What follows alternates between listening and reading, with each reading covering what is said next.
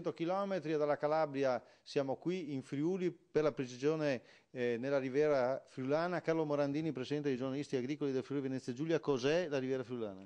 Il territorio è compreso tra i fiumi Tagliamento e Isonzo, la fascia che è dietro il litorale sotto della linea delle risorgive. Si chiamava Bassa Friulana topograficamente con nome dato dagli austro-ungarici. Ora la chiamiamo noi Riviera Friulana per esaltarne le peculiarità che abbiamo anche qui. Certamente, allora vedete ci troviamo in una situazione molto bella, dietro abbiamo il caminetto, qua c'è un bel caldo tepore natalizio e allora con Carlo Bortolussi, anzi con Sergio Bortolussi, che è proprio il titolare dell'azienda dove ci troviamo, parliamo un po' dei vini che sono propri di questa zona. Sì, la zona della Riviera Friulana fa dei vini molto particolari perché rispecchiano una caratteristica, diciamo, del territorio, il territorio che praticamente viene bagnato dalla laguna di Marano Lagunare soprattutto, che dà ai nostri vini delle caratteristiche molto particolari, sapidità, mineralità e questo frutto molto particolare. Ecco, soprattutto un bianco e un rosso. I più significativi sono la Malvasia istriana, cosiddetta, che ormai è da centinaia di anni coltivata qui, e il Refosco del Peduncolo Rosso, che è un vino principe anche per, diciamo, le pietanze nostre, tipo anche l'anguilla allo spiedo, che è un piatto re delle feste più belle che si possono fare a Marano Lagunare. Allora, diciamo un po' velocemente quali sono le caratteristiche sia della Malvasia che del Refosco, dal Peduncolo Rosso. La Malvasia, diciamo, ha un'espressione quasi con dei profumi tendenti alla salvia, all'alloro, alla canfora, cioè si sposa molto bene con il pescato, soprattutto diciamo nostrano.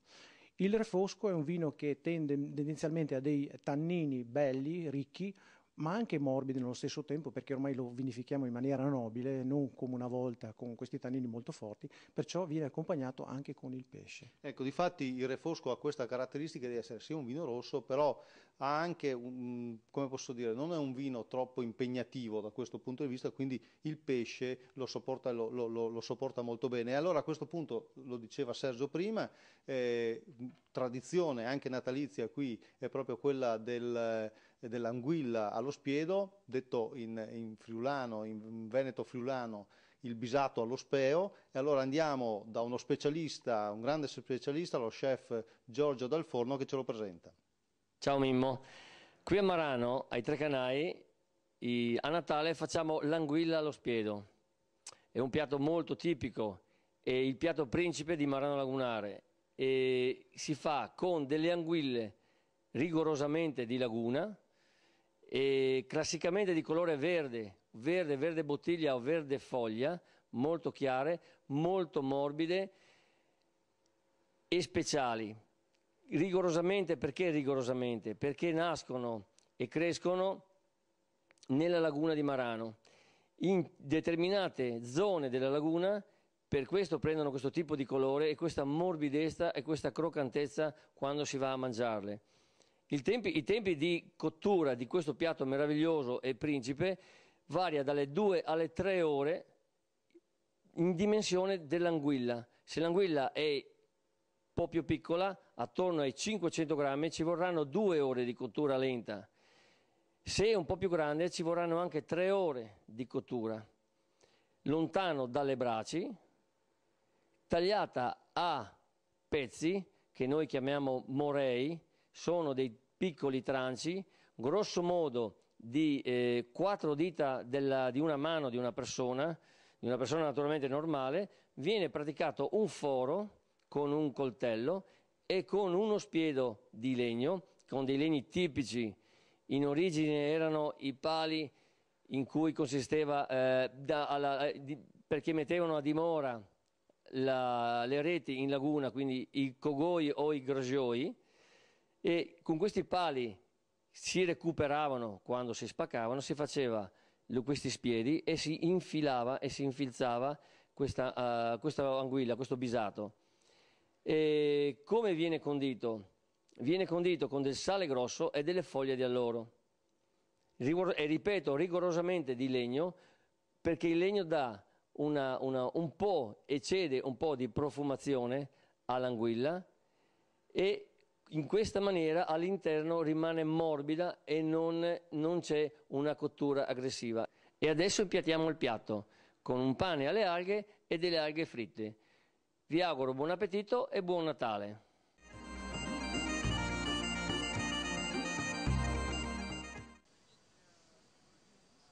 Ciao Mimmo, mi trovo a Milano a vedere il Natale dei milanesi, tanti negozi affollati, tante anche le bancarelle. Andiamo insieme a scoprire cosa pensano i commercianti. Cosa propone per questo Natale? Per questo Natale abbiamo artigianato del Guatemala e Messico. Il pezzo principale sono questi oggetti fatti con materiali riciclati, le candele delle macchine, le viti, i bulloni, e sono la novità di quest'anno. Quali le proposte in termini di gastronomia per questo Natale? Allora, potrebbero acquistare il salame al Barolo, cioè con poco vino Barolo, però che possono mangiare anche i bambini, al tartufo. Poi abbiamo il buono di cinghiale con finocchietto selvatico, abbiamo funghi porcini e poi il naturale oppure il piccante. Una novità per questo Natale, specialità toscane, di cosa si tratta? Sono brigidini, sono dei dolci toscani tipici, sono fatti di uova, zucchero, farina e aroma d'anice. Poi c'è anche una novità che è agli agrumi e al cioccolato, che non hanno anice per chi non piace il gusto particolare dell'anice. Quali le proposte per questo Natale? Bene, noi come laboratorio artigianale proponiamo varie linee di bigiotteria. Direi che le più azzeccate sono queste che trovo sul davanti, montate con acciaio e nastri. Noi usiamo materiali di qualità del territorio, per cui sono anallergici, non creano allergie, sono inalterabili nel tempo.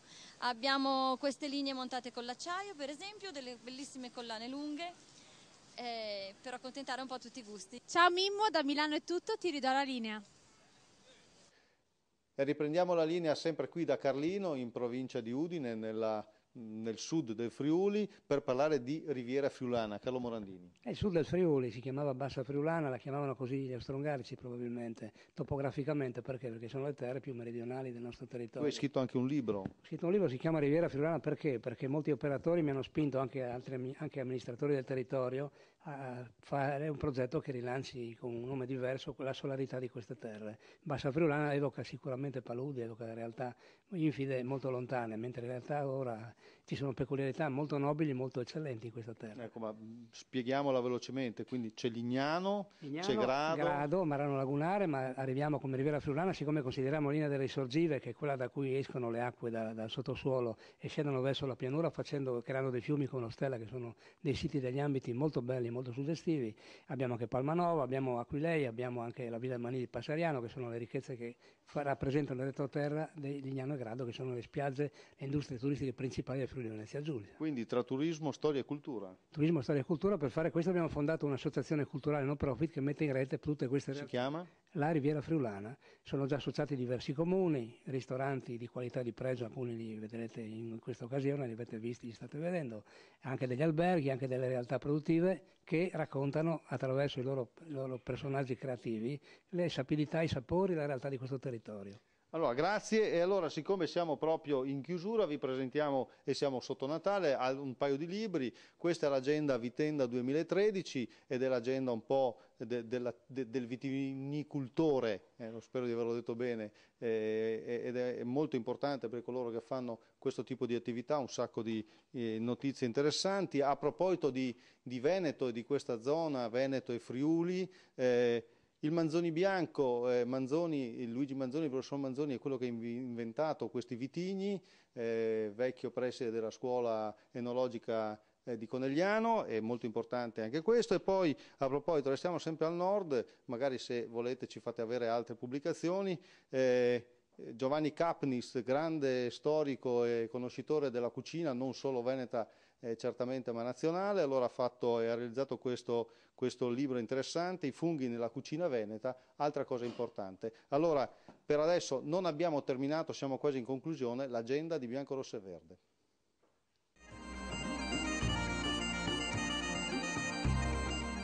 Gli italiani spenderanno 4,3 miliardi per imbandire le tavole delle feste di fine anno 2012. Gli alimentari e le bevande sono l'unica voce di spesa che sostanzialmente tiene nel tempo della crisi. Nel dettaglio, sottolinea la Coldiretti, lo spumante si conferma come il prodotto immancabile delle feste e sarà bevuto da 44 milioni di italiani, l'87%. Segue a ruota il panettone, al quale non rinunceranno in 40 milioni, 80%, che vince sul Pandoro, prescelto da 34 milioni pari al 68%. L'indagine Coldiretti dell'UIT evidenzia che i cibi rappresentano il 36% del totale delle spese natalizie. Non si rinuncia dunque a pranzi e cenoni o a gustosi omaggi utili e la preferenza va ai prodotti del territorio locali e made in Italy per il 59%. Facile contraffare il Made in Italy, è dunque meglio preferire i prodotti a marchio DOP o IGP e quelli dell'elenco regionale dei prodotti tradizionali, oppure rivolgersi direttamente ai produttori agricoli nelle aziende, nelle botteghe o nei mercati. Solo il 3% degli italiani andrà al ristorante, l'1% in agriturismo.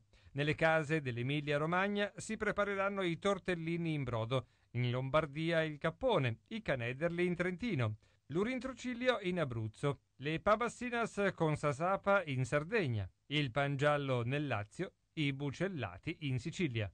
Queste erano le notizie dell'agenda di Bianco Rosso e Verde, voi sapete chiudono la puntata, una puntata che avete visto un po' ha spaziato al centro, al nord e al sud, quindi abbiamo girato un po' tutta l'Europa, da Bruxelles fino a Tunisi, pensate un po', e vi abbiamo fatto anche vedere le tradizioni ovviamente italiane. Noi qui però chiudiamo con un brindisi per tutti voi, per farvi gli auguri di Natale, lo facciamo con un vino che ha una storia della quale velocemente vi parliamo, che è quella del Tokai, questo è friulano, adesso si chiama così. Quali sono le caratteristiche di questo vino?